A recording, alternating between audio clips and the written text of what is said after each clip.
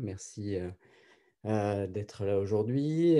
Donc, je suis Christophe Riboulet, je suis le président de Proditech, une société qui est basée à Pessac. Et aujourd'hui, donc, mon objectif, c'est partager nos expériences, notre expérience sur les lead time et comment ça a affecté plus particulièrement les offres produits que l'on fait à Proditech. Alors, une seconde.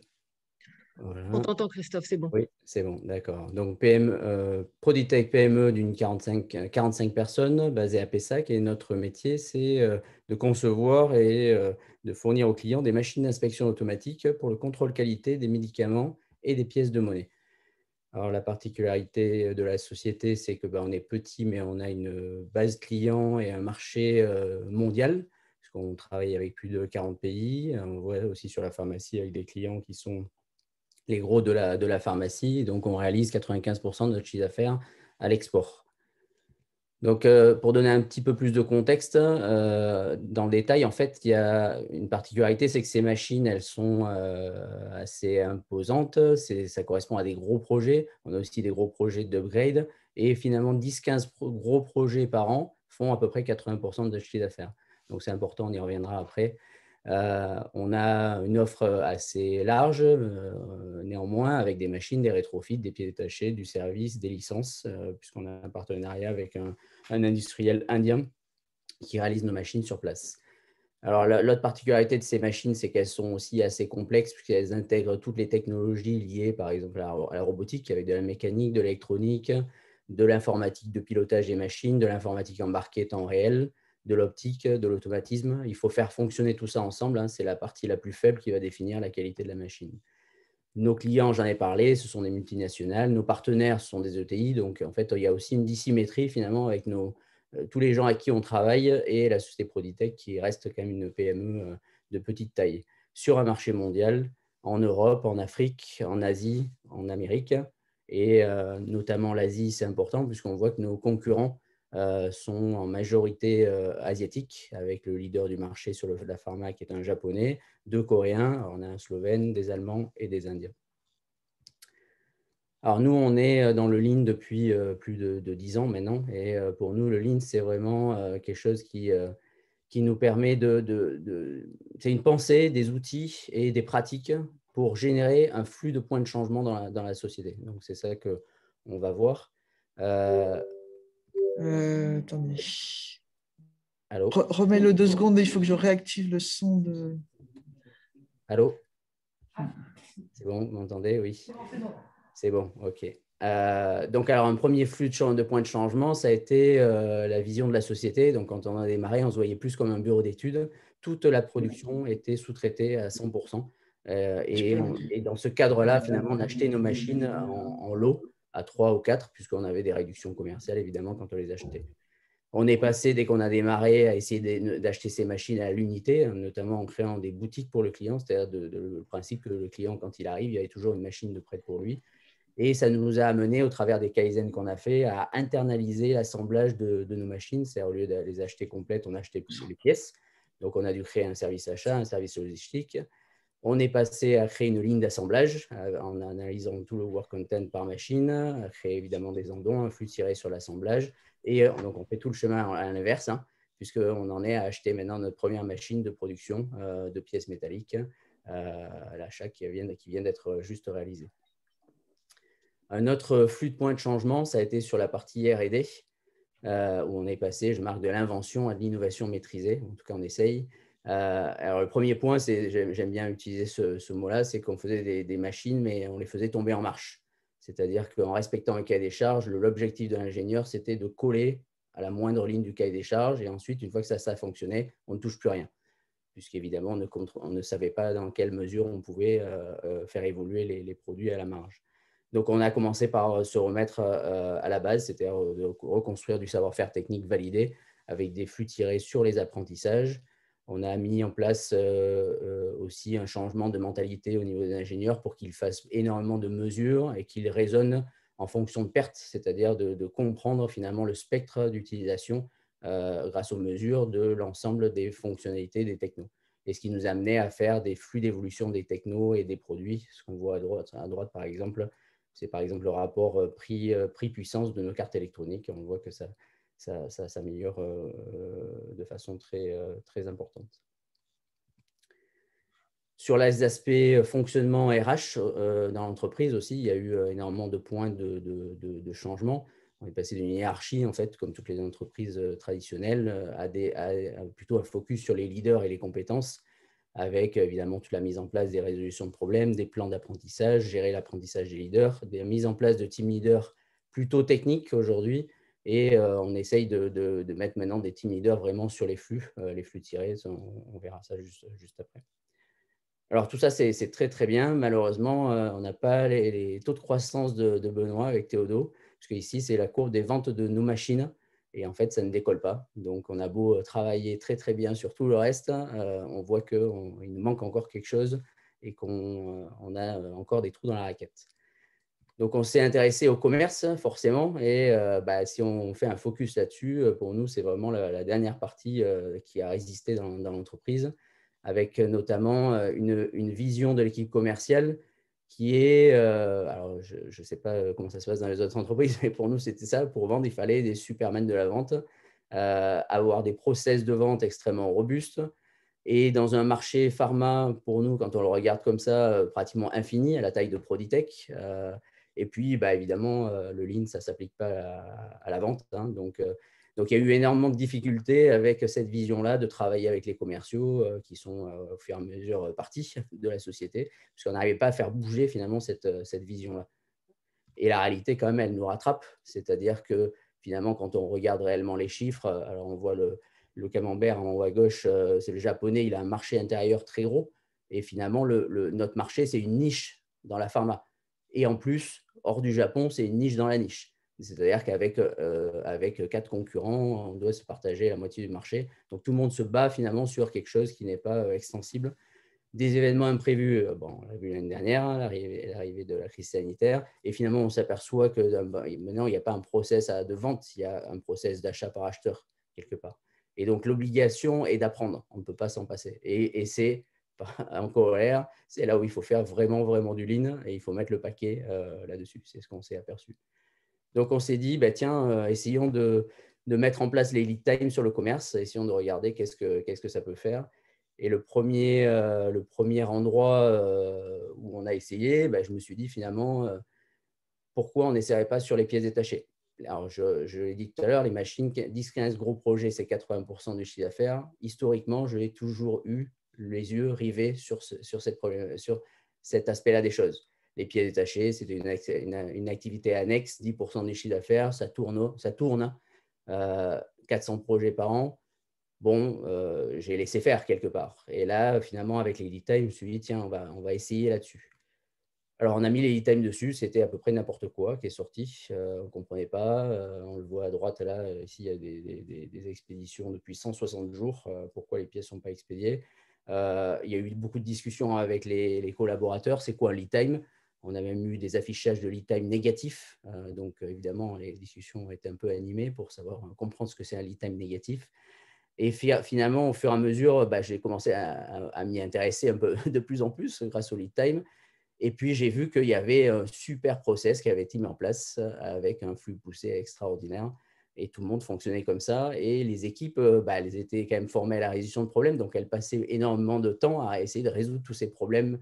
Mais elles étaient dans un flux poussé, c'est-à-dire qu'elles n'essayaient de résoudre que des problèmes d'organisation interne qui étaient générés par le flux poussé, de toute manière. Donc, l'idée de se servir des lead times dans ce contexte était quand même assez compliquée, puisqu'on ne voyait absolument pas les problèmes qu'il fallait adresser, puisque les problèmes étaient remontés par le flux poussé, tout simplement. Donc, tout simplement, on a essayé de dire comment on met un flux tiré sur ce business de pieds détachés.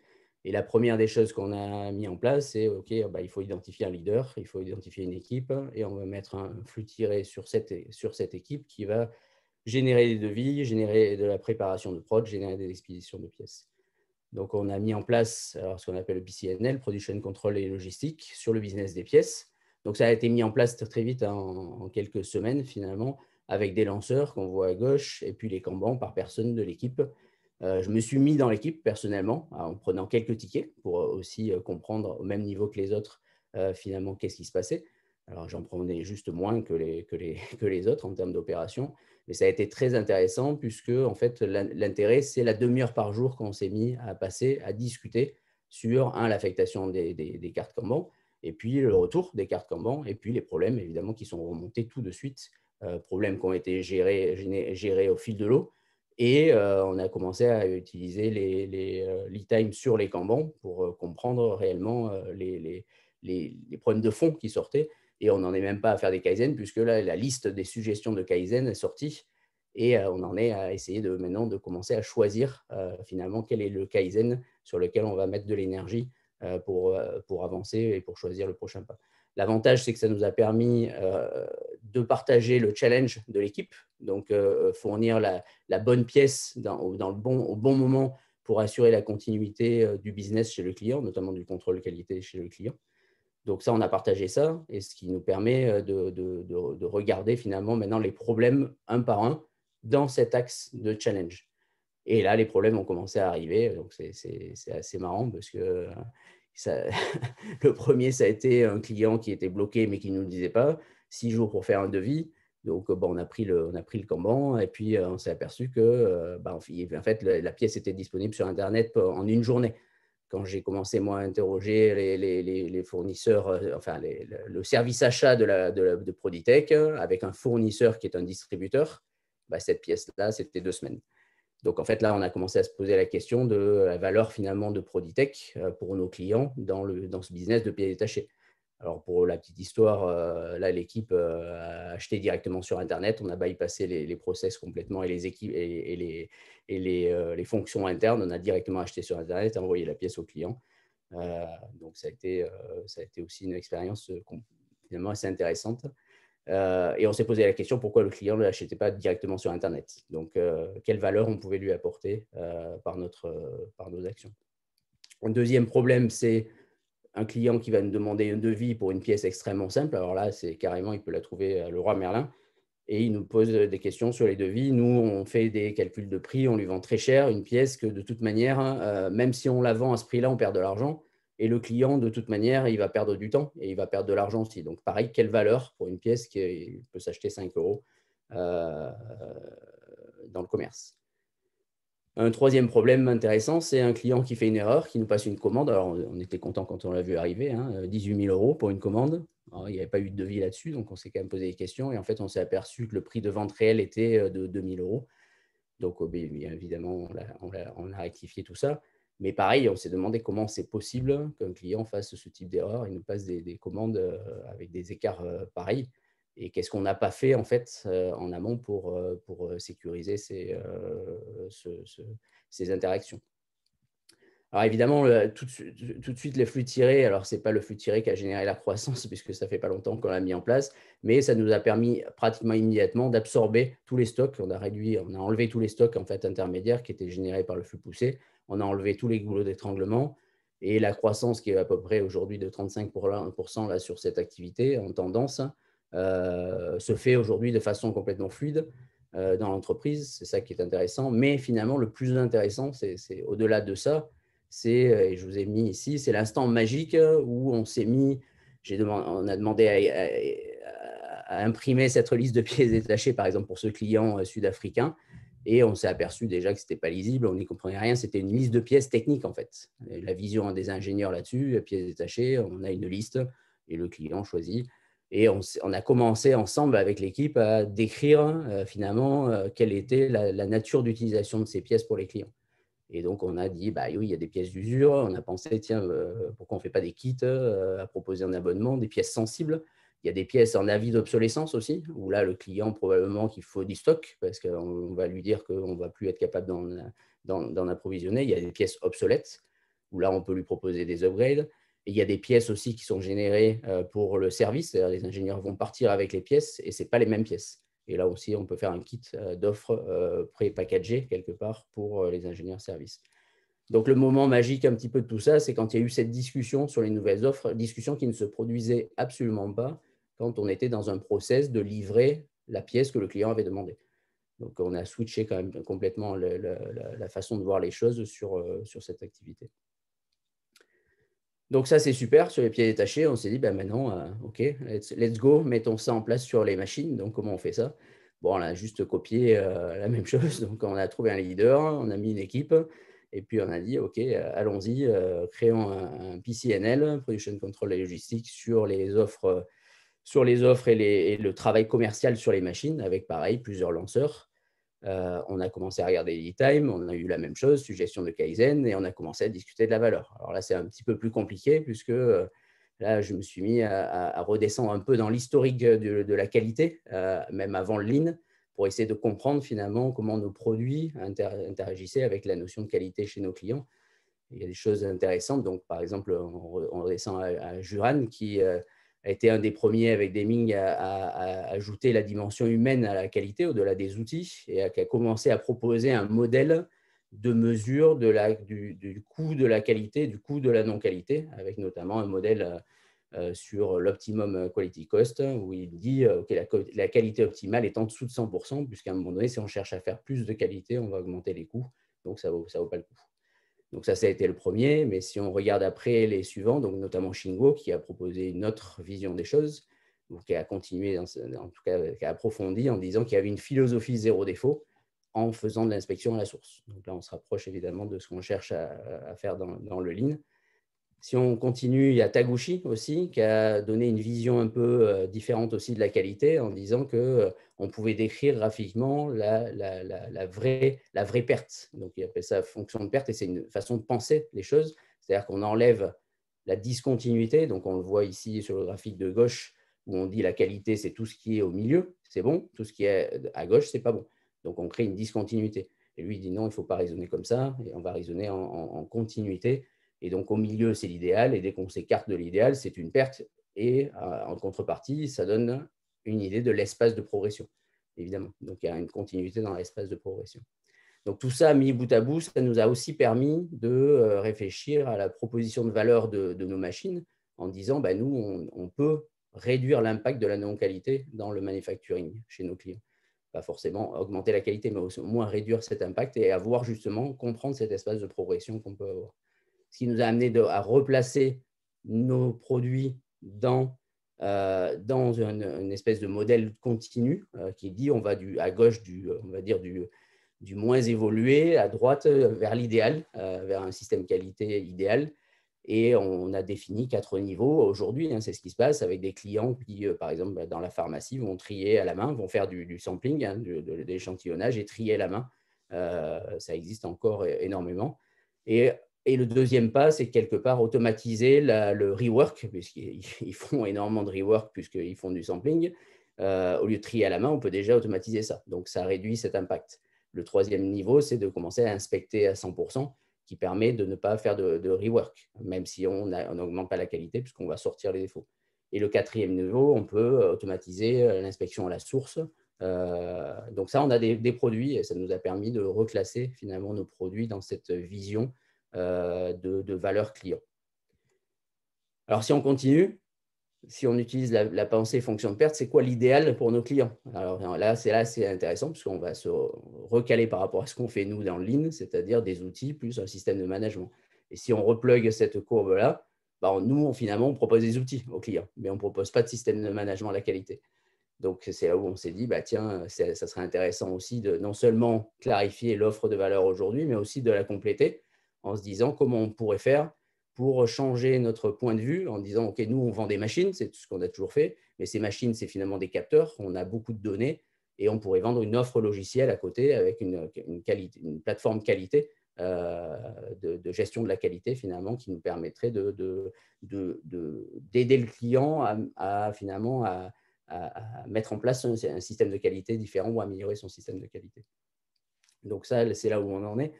Et le constat finalement de cette expérience, c'est que en premier lieu, on a dû mettre en place les conditions pour que ça arrive. Et les conditions, ça a été les lead time associés au flux tiré.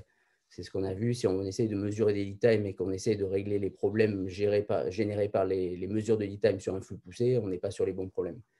Le flux tiré, ça ne marche aussi que dès qu'on a eu un leader, un PCNL, c'est-à-dire une tour de contrôle, le leader s'occupe de ce PCNL et est garant, il se bat pour que les cartes sortent avec son équipe. Donc ça aussi, dès qu'on a mis ça en place, ça a fonctionné pratiquement immédiatement. On a vu des changements de fonctionnement chez les personnes aussi assez intéressants, ça a été immédiat. Et après, la dynamique se met en route. Et cette dynamique, il faut l'accompagner. Et c'est là où on a les items qui sont intéressants, puisqu'ils nous servent d'endons sur les cartes Kanban qu'on génère. Ces endons, on va les utiliser pour discuter évidemment des problèmes, mais surtout sur la valeur de nos offres et comment on comprend les manques de valeur. Et finalement, derrière, il faut définir et tester les points de changement des offres. Donc, c'est là où on en est et on va tester ces nouvelles offres. Et c'est extrêmement intéressant parce que là, on voit qu'on est, en tout cas, on démarre là-dessus, mais on voit qu'on est capable de systématiser, de mettre un système qui nous permet de travailler systématiquement sur cette valeur-là, plutôt que d'avoir des moments on va dire, d'épiphanie où on voit un truc nouveau. Donc là, ce qui nous intéresse, c'est vraiment l'aspect systématique, puisqu'on peut le dupliquer et on peut surtout former les gens, on peut les mettre dans ce système, ils peuvent fonctionner de cette façon. Voilà ce que j'avais à partager avec vous. Je vous remercie de votre attention. Et je vous laisse la parole si vous avez des questions. Je vais arrêter mon partage d'écran. C'est bon. Alors, on va prendre quelques questions. Catherine est en train de s'installer et je vais essayer de remettre le son avec la grosse caméra, le haut-parleur. Donc, 1 minute. Hop. Catherine, mets-toi plutôt sur celle-là, s'il te plaît. Attention, ah non, ok. Si, ça marche pas. Alors, je vais juste essayer de switcher pour voir si c'est le bon truc. Est-ce que tu nous entends, Christophe, là? Oui, c'est parfait, oui. Oui, nous, on ne t'entend plus, là, mais justement, on va... hop. Voilà, normalement, ça doit... Et là? Oui, toujours. Moi, c'est bon. Voilà, c'est bon. Vous m'entendez? Oui, très bien. Alors, on avait déjà une première question, Christophe, mais peut-être que tu y as répondu. C'était Thierry de Massouine qui posait la question sur le design à fonction de perte. Est-ce que tu pourrais détailler un peu plus ce concept? Alors, en fait, on l'a vu sur le graphique, la pensée normale. Alors là, je vais parler au niveau des ingénieurs, puisqu'on a beaucoup travaillé au départ avec eux sur la partie design des machines et conception des machines. Leur façon de penser naturelle, c'est ça marche ou ça ne marche pas, en fait. Et c'est comme ça qu'ils ont été formés. Et donc, c'est assez pénalisant. On ne s'en rend pas compte tout de suite parce que bon, nous aussi, on est formés comme ça déjà. Et puis, en fait, ça pousse à avoir un cahier des charges extrêmement précis. C'est-à-dire que pour qu'eux puissent fonctionner dans un monde, ça marche pas, ils vont toujours demander, oui, mais donne-moi le cahier des charges. Alors, par exemple, je donne un exemple là, nous, on est en train de faire une machine pour rattraper notre concurrent japonais qui a une machine qui va 2 fois plus vite que la nôtre. Ça fait 20 ans qu'ils utilisent des technologies, notamment, on l'a vu tout à l'heure un peu sur l'aspiration, par exemple, sur les comprimés. Nous, on n'utilise pas ces technologies. Donc, nous, on a 1 an pour faire une machine qui fonctionne avec finalement 20 ans de retard. Donc, ça fait 20 ans qu'ils travaillent ces technos. Donc, finalement, comment on est capable de faire ça en un coup avec un produit qui marche à la fin? Et donc, les ingénieurs arrêtaient pas de nous demander, mais donne-moi le cahier des charges exact sur quel comprimé ça doit marcher, à quelle vitesse ça doit marcher, puisque tout ça, c'est dépendant de la forme du comprimé, de la taille du comprimé, du poids du comprimé. Et nous, de toute manière, on n'est pas capable de donner des cahiers des charges au niveau du produit, on ne sait pas dire, puisqu'on ne connaît pas la techno. Donc, en fait, il y a des dialogues de sourds qui s'installent en disant, si vous n'êtes pas capable de donner des cahiers des charges, on ne peut pas développer. Et en fait, la résolution de ce paradoxe, il est bien fait par ces fonctions de perte en disant, mais vous ne vous occupez pas du cahier des charges. Essayez de comprendre l'espace dans lequel ça fonctionne un peu moins bien, ça fonctionne un peu moins bien, ça ne fonctionne plus du tout. Essayez de comprendre cet espace-là. Et cet espace-là est décrit par ces fonctions de perte, c'est-à-dire qu'on ne dit pas ça marche pas, on décrit une continuité, on décrit un idéal, et on dit où c'est qu'on est par rapport à l'idéal, et on fait cette ligne de points, c'est-à-dire qu'on maîtrise à chaque instant où c'est qu'on est. Et donc, vous faites véritablement un graphique, vous faites des mesures et vous faites un graphique de tout à fait. On dit où c'est qu'on est par rapport à cet idéal. Et ensuite, au niveau de la discussion avec le produit, elle devient plus simple puisqu'ils nous disent, bah, nous, on en est là. OK, donc on explique pourquoi on en est là. Et ensuite, on dit, est-ce que ça suffit ou pas? Puisque, en fait, on peut être un peu loin de l'idéal, pas trop loin de l'idéal, et ça peut très, très bien convenir pour le client. Donc, par exemple, pour une machine, on va dire que ça va peut-être réduire le nombre de comprimés potentiels ou de formes de comprimés potentiels. Mais si on lance la machine, mettons, sur 15 formes qui fonctionnent, c'est mieux que de ne pas la lancer du tout ou de la lancer sur des formes qui ne fonctionnent pas du tout. On va avoir des problèmes dessus. Donc, en fait, on veut toujours maîtriser l'espace dans lequel on travaille. Et donc, on Juste pour sort de cette notion de PME. Les pertes dont tu parles ou les pertes de qualité, c'est lié par exemple à la forme de la pilule qui ne se stabilise pas suffisamment vite pour on va dire un idéal pour nous. Je sais pas, je mets un comprimé ovale, je fais des calculs théoriques. Le comprimé ovale, on va devoir le distribuer, l'idéal, à 600 000 comprimés heure. Bon, mais là, on sait que par exemple, on va le distribuer à 450 000. Donc, en fait, on a la perte, 600 moins 450, et on va pouvoir utiliser cet espace-là qui devient un espace de progression, puisqu'on essaye de réduire les pertes, en fait. Donc, la pensée en fonction de pertes, c'est ça, c'est comment je réduis les pertes. Et en fait, on peut utiliser cette méthode-là pour l'ensemble de ce qu'on est en train de faire avec cette vision. Oui, parce que juste pour réexpliquer pour ceux qui ne visualisent pas forcément, tu as des comprimés qui déboulent sur un tapis roulant, qui se stabilisent évidemment puisqu'ils déboulent et qui sont pris en caméra pour détection des défauts, c'est ça, hein? C'est ça. Et donc, la L'enjeu qualité de cadence, va être tout l'enjeu de cadence, c'est comment on les met en file, en fait, et donc comment on les place. Donc là, c'est un exemple, hein, donc je mets l'exemple de technique, on va dire, et en manufacturing, c'est pareil, c'est-à-dire en manufacturing, si on dit les tolérances, tout simplement, hein, c'est comme ça que fonctionnent nos clients, ils disent entre telle et telle tolérance, c'est bon, hein, et puis de l'autre côté, si ça passe en delà des tolérances, c'est plus bon. Donc en fait, ce mode de fonctionnement ne permet pas de travailler, c'est-à-dire qu'on va s'arrêter de travailler quand on est dans la tolérance. La pensée en fonction de perte dit qu'on ne s'arrête jamais de travailler, donc c'est bien l'amélioration continue, puisqu'on a toujours la mesure de ce qu'on peut améliorer. Christophe, tu peux remettre en ligne peut-être la fonction de perte juste pour que les gens, tu sais, dans ta présentation, tu l'avais, le schéma qui montrait la différence. On va revenir dessus.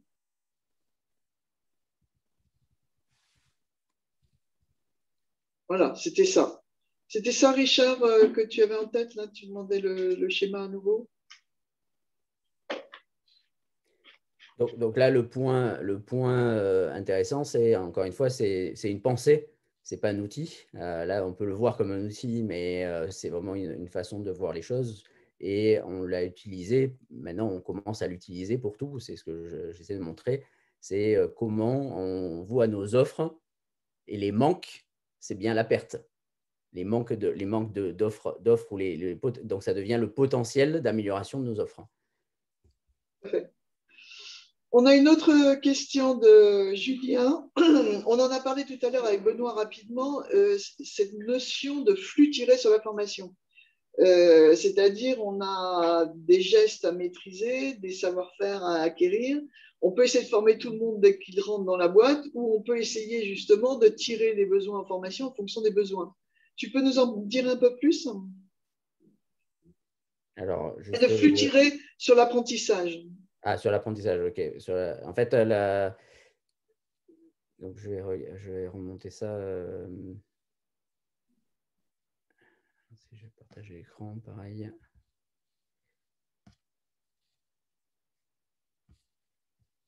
Alors,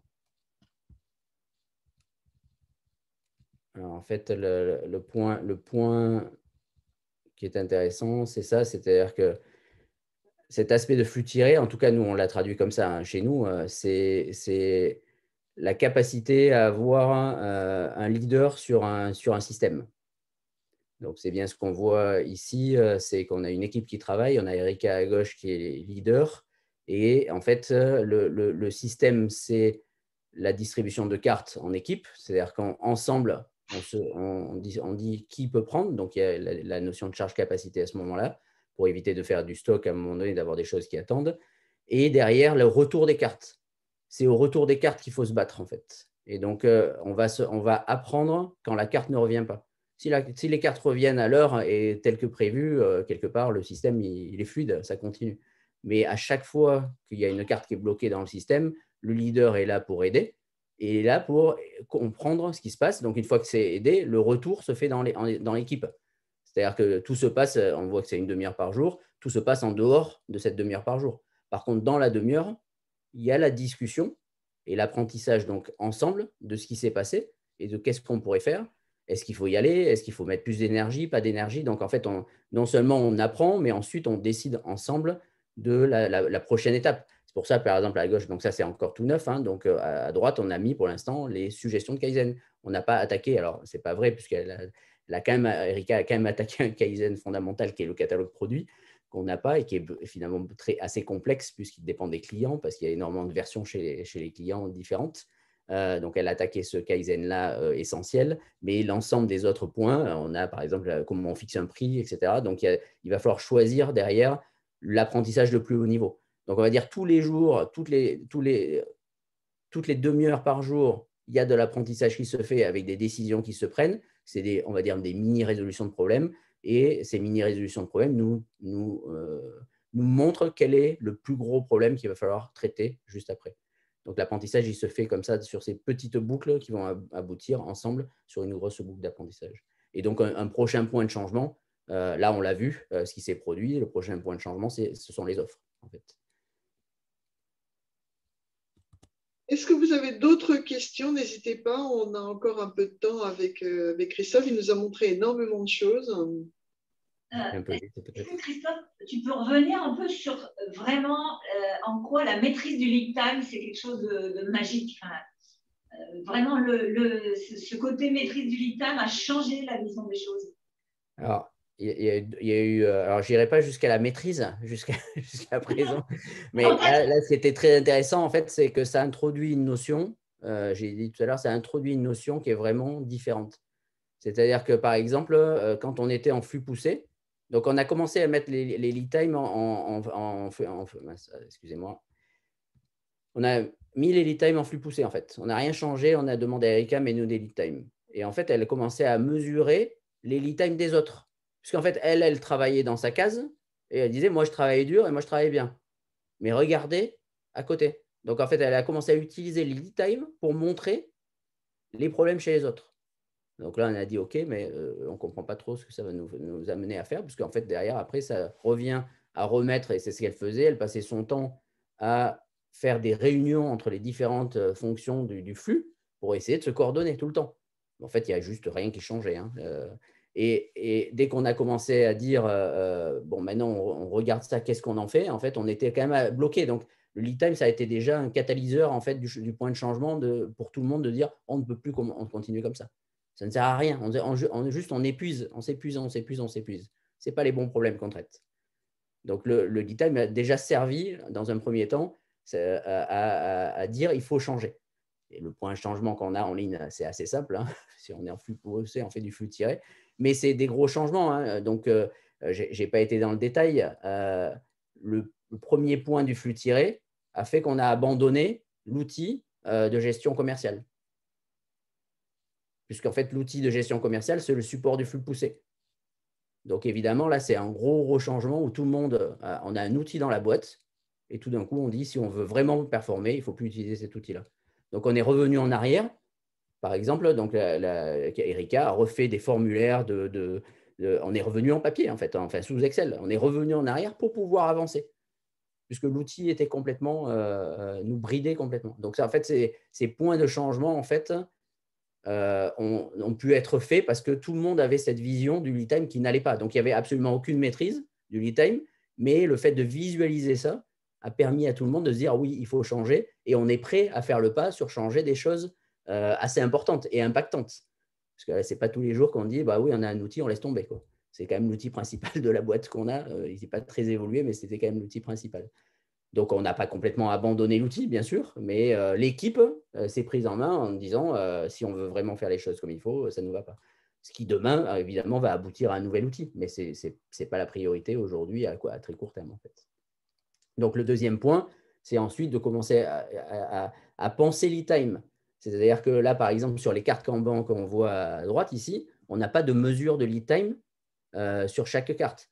Mais l'effet lead time se produit puisque la personne qui a la carte, hein, c'est comme, comme dans Tintin, là, quand il y a le scotch au bout du doigt, hein, la carte, elle ne part pas. Hein.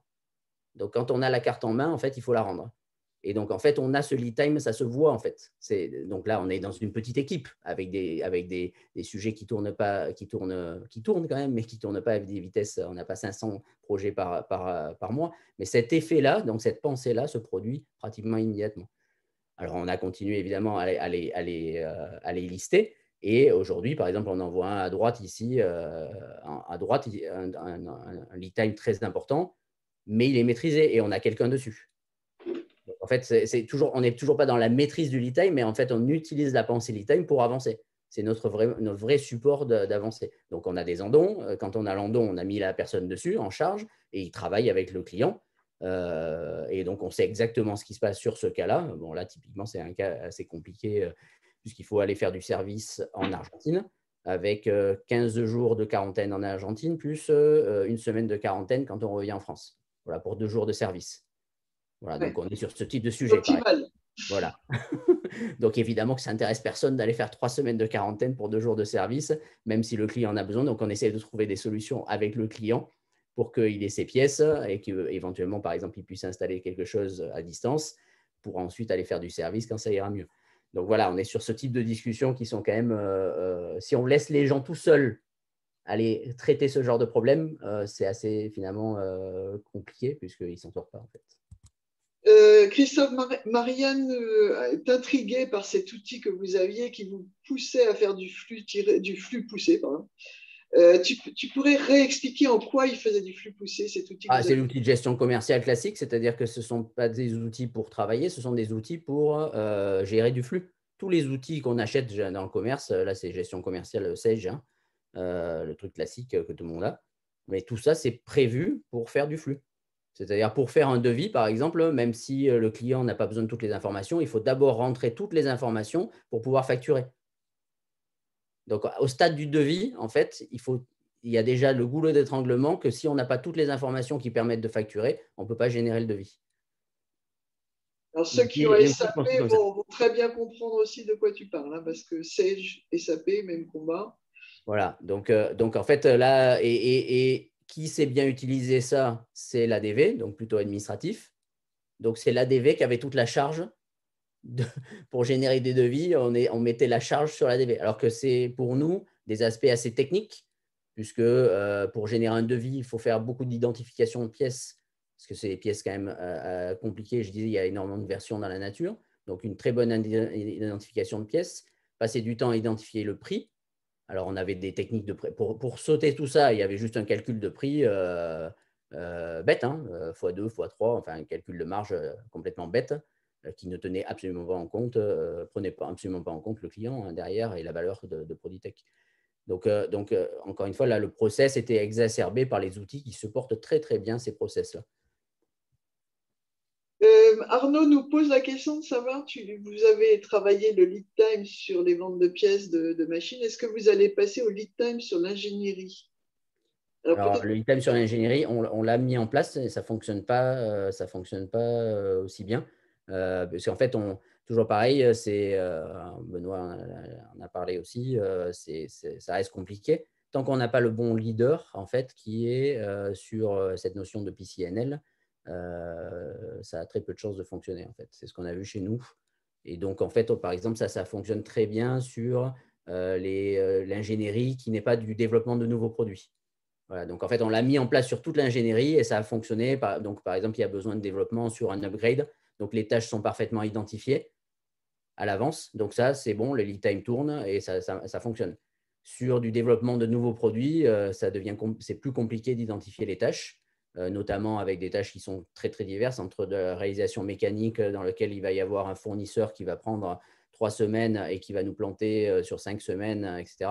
Donc, on commence juste à le mettre et surtout à identifier les bons leaders qui vont tenir le système, en fait. Notre problème est plus là aujourd'hui maintenant et donc je parlais tout à l'heure des mises en place de leaders, de team leaders plutôt techniques, c'est ce qu'on a fait. La mise en place du flux tiré aujourd'hui nous fait voir que certains, oui, ce sont des bons techniciens, mais ils n'ont pas la capacité, en tout cas immédiate, à gérer un flux tiré. Donc, il y a la capacité à gérer ce flux tiré, c'est quelque part la capacité à se battre, à vouloir se battre pour que ces cartes-là sortent et à générer cet apprentissage. C'est un effort quotidien, en fait. C'est ça qu'il faut voir. Donc, il y a des personnes qui vont être naturellement câblées pour faire ça. Il y en a, il faut qu'ils apprennent. Il y en a, ils ne le feront jamais.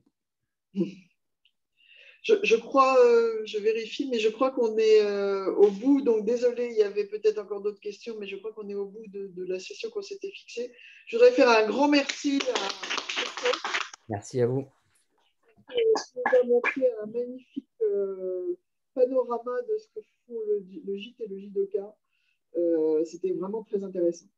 On vous